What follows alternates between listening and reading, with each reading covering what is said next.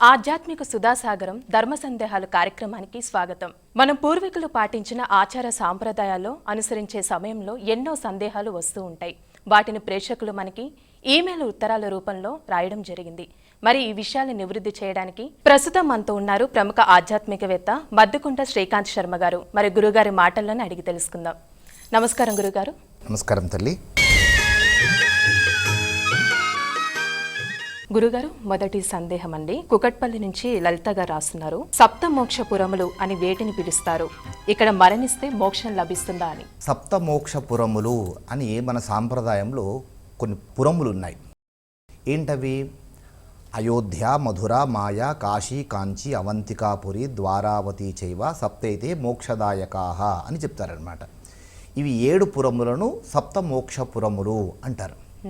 ఇక్కడ తనువు చాలిస్తే వాళ్ళకి మోక్షం తథ్యం అనేటువంటిది మన విశ్వాసం సాంప్రదాయంలో. ఇప్పుడు చెప్పినటువంటివి 7 పురములు కదా. ఏంటవి?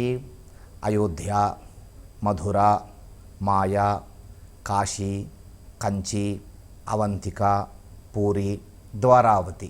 ఎన్నయ్యాయి? 8 అయ్యాయే.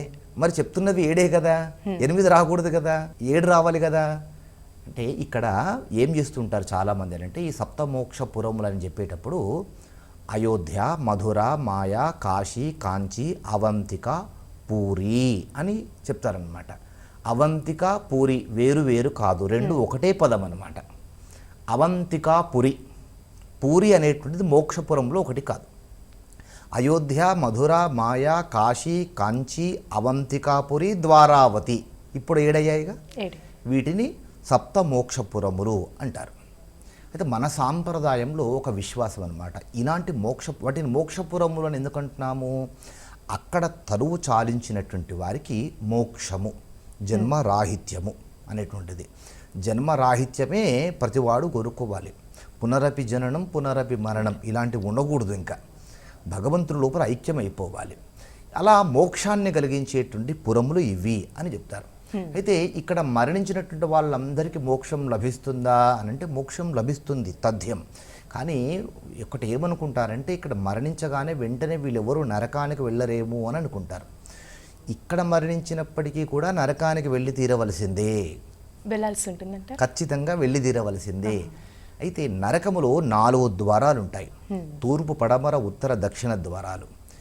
ఇలా సప్తమోక్షపురంలో మరణించినటువంటి వాళ్లను దేవతలు, ఇక్కడ ఈ మోక్షపురంలో మరణించినటువంటి వాళ్ళను యమదూతలు తీసుకెళ్లరు.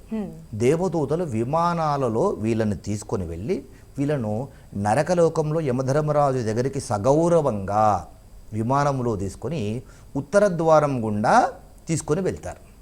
అక్కడ మానవుని యొక్క పాపపుణ్యాల చిట్టా తెలియాలి కదా, కనుక వాటికి సంబంధించినటువంటి విశ్లేషణ జరుగుతుంది. వీళ్ళకు మోక్షము తథ్యమే, అందులో సందేహము లేదు.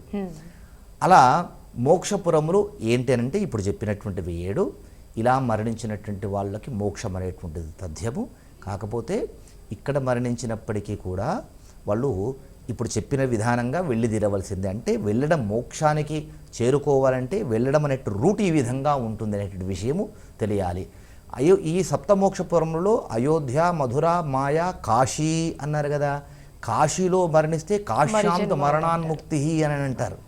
కాశీలో మరణించినటువంటి వారికి సాక్షాత్తు పరమేశ్వరుడు వారి చెవిలో రామతారక మంత్రాన్ని చెప్తారన్న, అట్లాంటి క్షేత్రం అది.